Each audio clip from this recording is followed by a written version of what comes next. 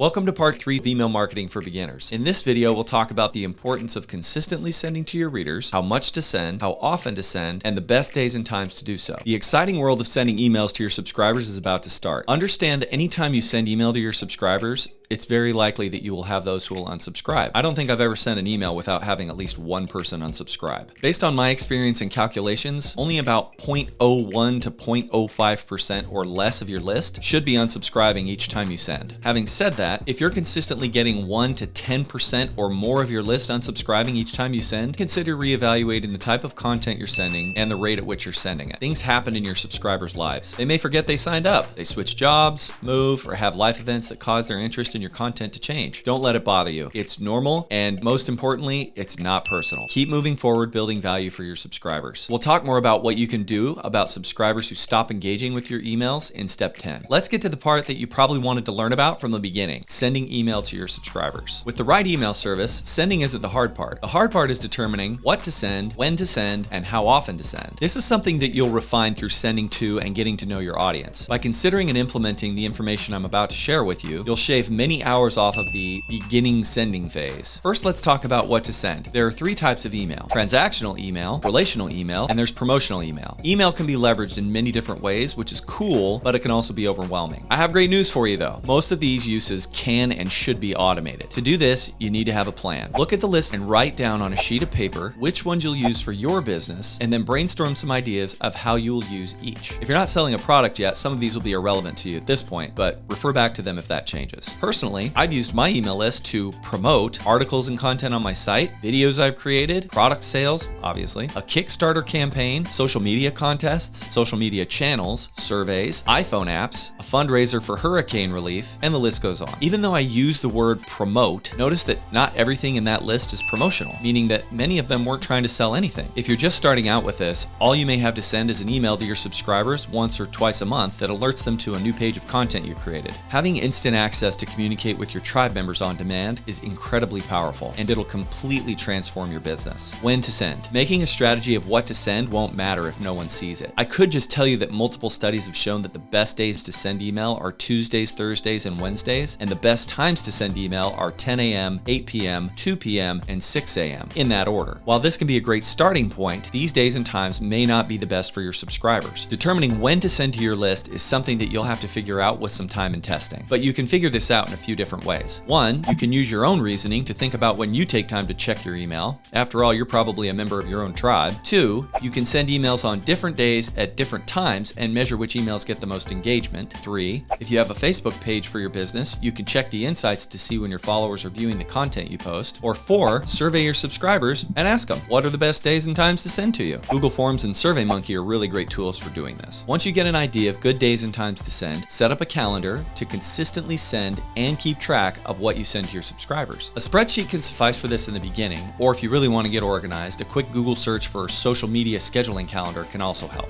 Consistently sending certain content to your list at the same day and time on a regular basis will improve your chances of engagement because your subscribers will start expecting to hear from you. My first website catered to speech language pathologists. As a speech pathologist myself, I understood the job and its expectations. As a result, I wrote articles about different types of therapy ideas and would send these ideas to therapists on Monday nights to give those therapists a few ideas that they could use throughout the week in therapy. If there was an upcoming holiday, I would send ideas based around that holiday the week before so that they could be used on or before the holiday. Doing this got my subscribers used to receiving, opening, finding value, and clicking in the emails I would send. Sending them value built trust and increased email engagement, which in turn increased sales. How often to send? You have to think about your subscriber and test things out. There are, however, factors that you can consider to make the most educated decision about how much to send to your subscribers. This can be boiled down to what type of content you're sending and thinking about why a person subscribed to your list in the first place. Regardless of how much you decide to send to your subscribers, remember this: sending to your subscribers keeps you in their mind. Sending 1 or 2 times per month probably isn't going to keep you in their mind when they have a problem that you can solve with either your products or content. I suggest trying to send at least 1 time per week. I typically send 2 to 5 times. Here are a few examples to help you gauge how often you should send to your subscribers. Example 1, if you're an e-commerce business. In this example, example, people come to your site to buy things. It's likely that you'll get their email address when they make a purchase, unless you're publishing content related to your product, which is a perfect strategy. Keep that up. How often you send will depend on how many products you have and how often your subscriber needs those products. When people buy a product online, they're used to receiving emails about buying more, especially if you sell consumable products like food, personal care items, or cleaning supplies. If you have many products, you could send on a daily basis, as you can create a variety of offerings and combinations of those offerings. If you only have a few products, you might send a promotional email 2 times per month and send content a few times per month. Example 2, a content website. In this example, people come to your site to consume your content. If you're a solopreneur writing 1 content article per week, send once or twice a week, and don't be afraid to send past content. Additionally, a certain percentage of your subscribers will open and click through to your content, but that means those who didn't never saw it. If you're producing content more regularly, especially content that expires in time, and you're monetizing your traffic through ad sales and views, it will be more beneficial for you to send to your subscribers daily. Example 3, a local business, like a restaurant. In this example, people may come to your website to check out your menu, order online, map your location, or find out when you're open, unless they find it on Google first. You have claimed your Google map listing, I hope. Depending on how active you want to be in your subscribers or customers' inbox, you could send to your customers daily about deals, coupons, or special events that might be happening at your location. Sending your customers an email with an offer for a free dessert on their birthday each year would definitely be a strategy I would use if I ran a restaurant. But again, if you only send to them once a year, they may or may not care,